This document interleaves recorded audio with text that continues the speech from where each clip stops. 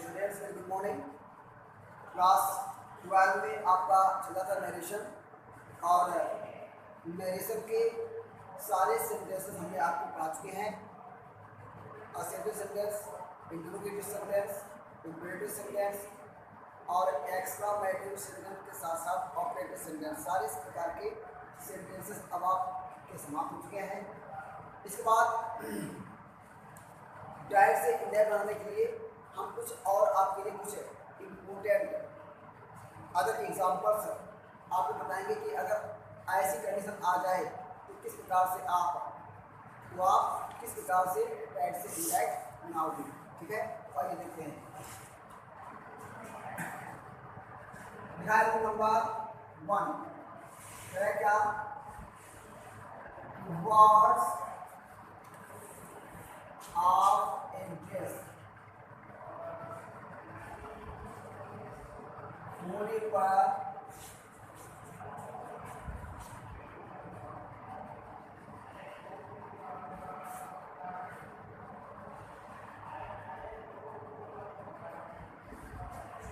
Addressing eyes का प्रयोग करते हैं। इसमें करना क्या है, अगर वर्ड्स ऑफ एड्रेस मतलब अगर स्पीकर लिसनर्स को किसी भी शब्द से संबोधित कर रहा है तो ऐसी अवस्था में हम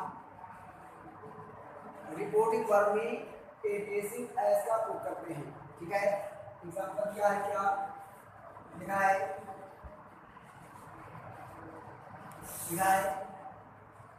माय डियर लिखा है क्या, पंडित नेहरू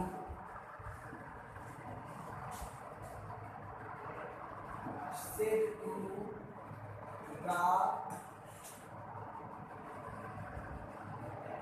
Vietnam है क्या, my dear countrymen। ठीक है,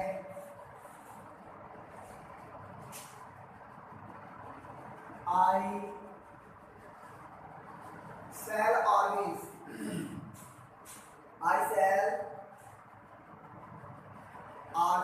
be a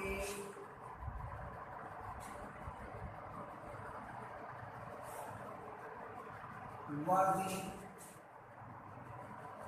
son of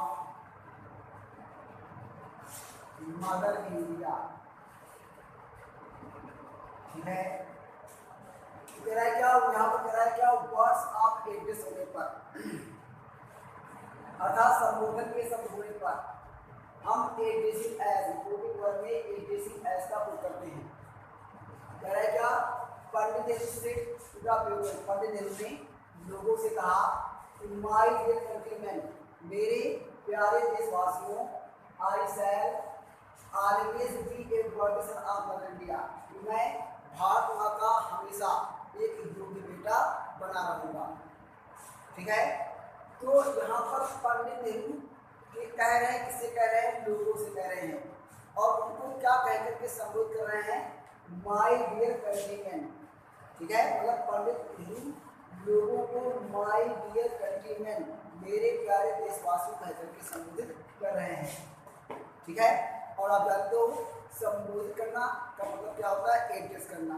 ठीक है, अर्थात पंडित नेहरू लोगों को किस तरीके से संबोधित कर रहे हैं, किस तरीके से एड्रेस कर रहे हैं, माय डियर कंट्रीमैन। ठीक है, तो इसको बनाने के कई तरीके होते हैं। कैसे, आप शुरुआत में एड्रेसिंग लगा लीजिए। ठीक है, शुरुआत में एड्रेसिंग लगा लीजिए, तो एड्रेस के साथ में अगर आपको है एड्रेसिंग संबोधित करते हुए, जिसको संबोधित करते हुए उसको यहाँ पर लिखते हैं, और जिस रूप में संबोधित करते हैं उसके बाद उसको हम लिख देते हैं। ठीक है, या क्या सकते हैं, क्या इस तरीके से लिख सकते हैं, थोड़ा नया बना लेते हैं। ठीक है, का प्रयोग करते हैं। ठीक है, ठीक है, इसको यहाँ पर लिखते हैं क्या, जिसको संबोधित किया जाएगा, जिसको एड्रेस किया जाए, और यहाँ पर जिस रूप में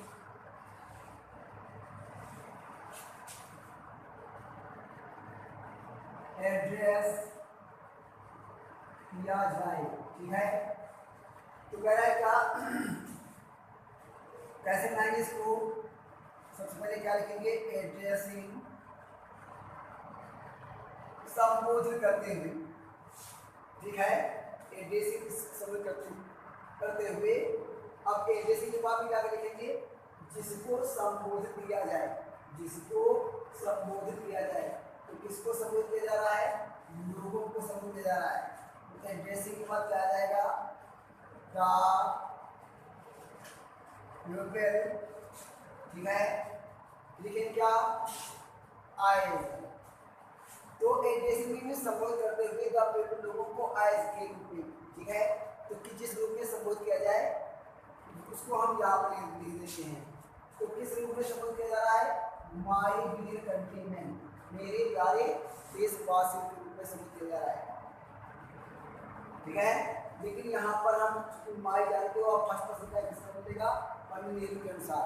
तो पंडित नेहरू के अनुसार बदल जाएगा, तो क्या हो जाएगा आपका फेज, क्योंकि मेरे नहीं, मेरे प्यारे देशवासी नहीं, ये पंडित नेहरू कर रहे हैं कि मेरे प्यारे देशवासी, मतलब पंडित नेहरू के देशवासी। ठीक है, तो आइज हमारे हो जाएगा हिज डियर कंट्रीमैन। फिर आपको लाना सब्जेक्ट क्या लाना है, पंडित नेहरू, पंडित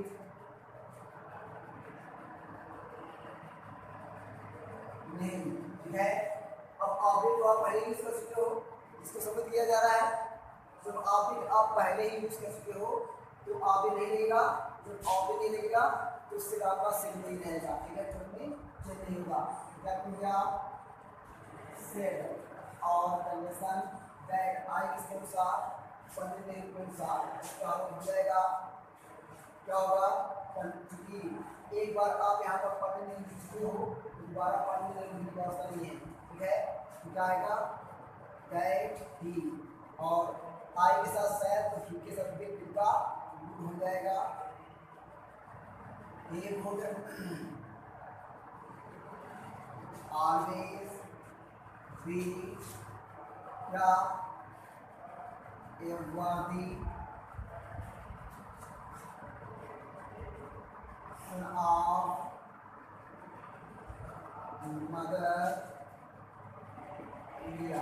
ठीक है, इस प्रकार से आप चेंज कर सकते हो, आप बना सकते हो। इसको आप और सब तरीके से बना सकते हो, इसको आप और अच्छे से जो है सरल तरीके बना सकते हो। सीधे सीधे लाओ, क्या एक तरीका ये हो गया, और दूसरा तरीका आपका हो जाएगा क्या, सीधे सीधे सीधे क्या, एड्रेसिंग आइज। ठीक है, एड्रेसिंग संबोधित करते हुए आइज माने के रूप में, किस रूप में, माइंड कंटिन्यू में ले आओ। तो एड्रेसिंग आइज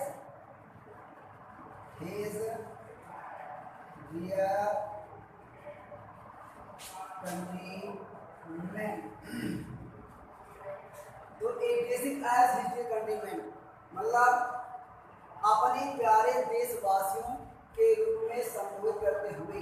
ठीक है, एड्रेसिंग एज लिख लीजिए, जिस रूप में संबोधित किया जाए उस रूप को लिख लीजिए, और बाकी आप पहले के समान बना दीजिए, क्या, पंडित नेहरू, पंडित नेहरू। अब आप यहाँ पर पीपल का कोड नहीं हुआ है, तो पीपल का कोड कर गया, ऑबी का मतलब नहीं जाएगा, ऑबी का कोड शुरू होकर बाद में करोगे तो आपका सेम जो है वो कोड में चेंज हो जाएगा। टोल बात यूज कर जाएगा पर दाई, बाकी का कोड सब रहेगा ही,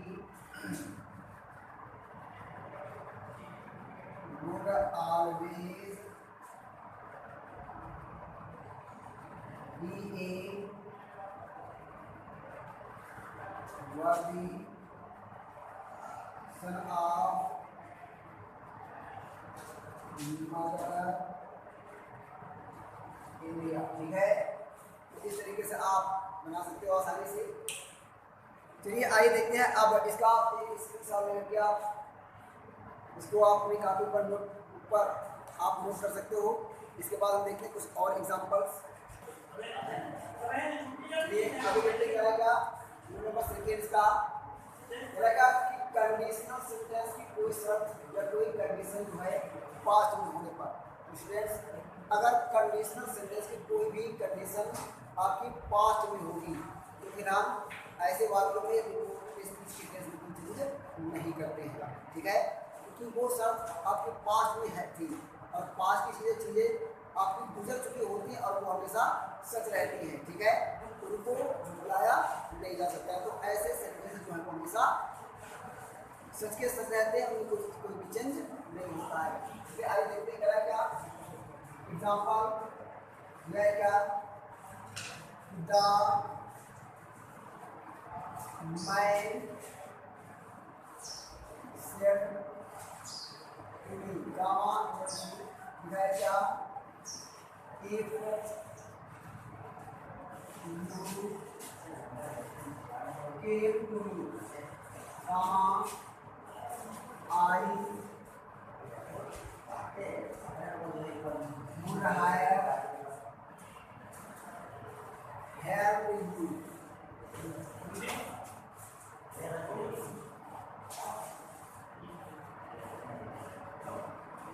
ठीक है, अगर देखो the man said to me, आदमी ने मुझसे कहा if you came to me, अगर तुम मेरे पास आते तो I would have helped you, तो मैंने तुम्हारी सहायता की होती। ठीक है, ये सेंटेंस आपका कंडीशन दर्शा रहा है किसका, पास्ट का। If you came to me, अगर तुम मेरे पास आते तो I would have helped you, तो मैं तुम्हारी सहायता की होती। अगर आते मतलब वाक्य आपका कंडीशन कब जारी है आपकी पास्ट में, तो अगर कोई भी कंडीशन पास्ट में होती है तो उसकी कंडीशन कोई परिवर्तन नहीं करती है। ठीक है, तो क्या हो जाएगा द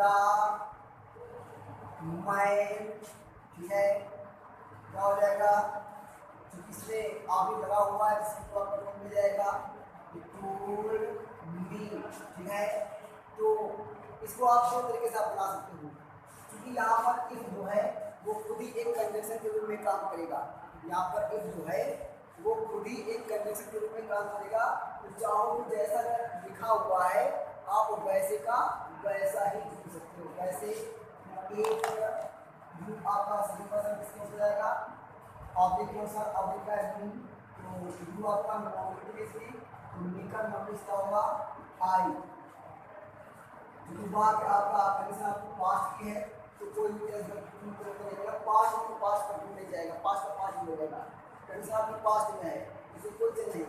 इफ आई प्रोनाउंस भी चेंज होगा, if I came to me first person का किसका हो जाएगा,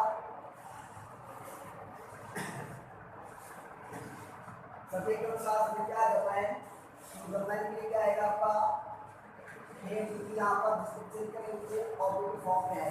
तो ये स्टूडेंट्स ठीक है, ये आपका चौथा नियम है क्या कि अगर रिपोर्टेड स्पीच में well very well you see I know well, ठीक है,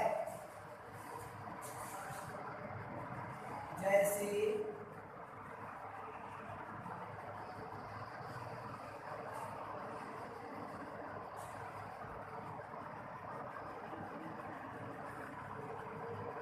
शब्दों को हटा देते हैं, हटा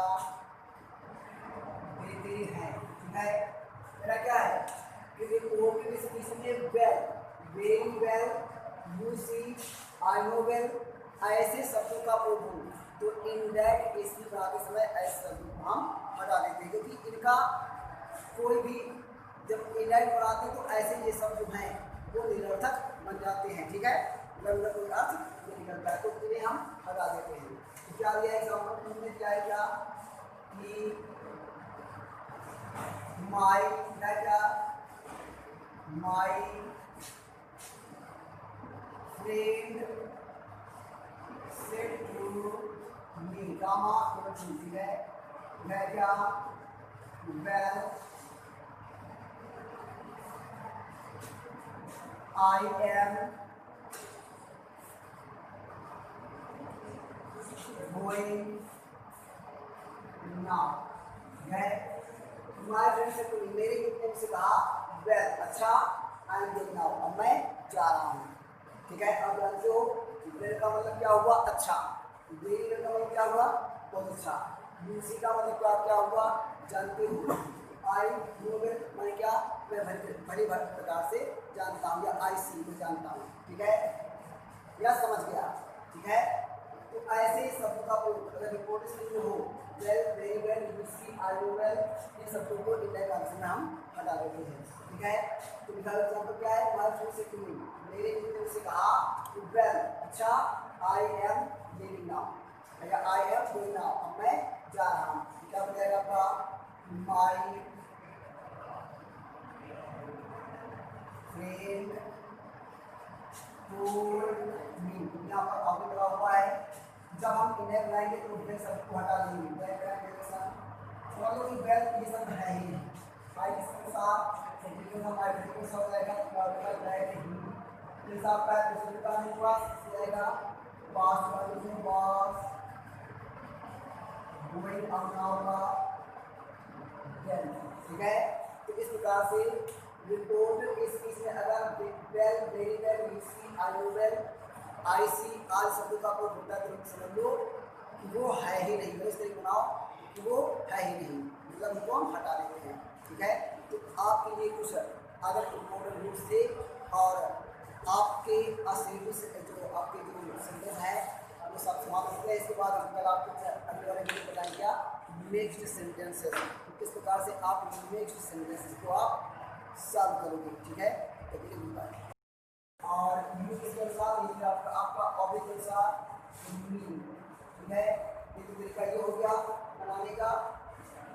और एक तरीका और है, अगर आप कंडीशन बैठी लगाना चाहते हैं जैसे कोई सेंटेंस है तो आपको क्या करना पड़ेगा कि आपको जो हमारी सबोर्डिनेट क्लास है इसको बाद में लगाना पड़ेगा, उसके बाद क्लास आपको पहले लगाना पड़ेगा। तो क्या हो जाएगा एक तरीका और भी याद करोगे आप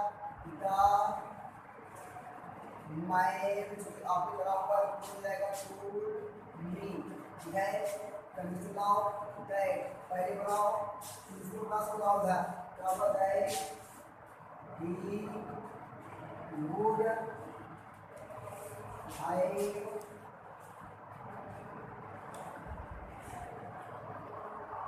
हैव मी। ठीक है, जब आप उस सबोर्डिनेट क्लास लाओगे बाद में तो हमें कहते से नीचे लगाना पड़ेगा if I came to him. ठीक है, इस तरीके से आप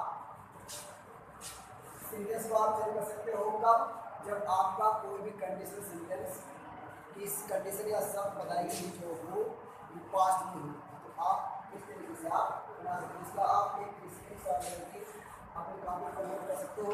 ठीक है, आगे देखते हैं कुछ और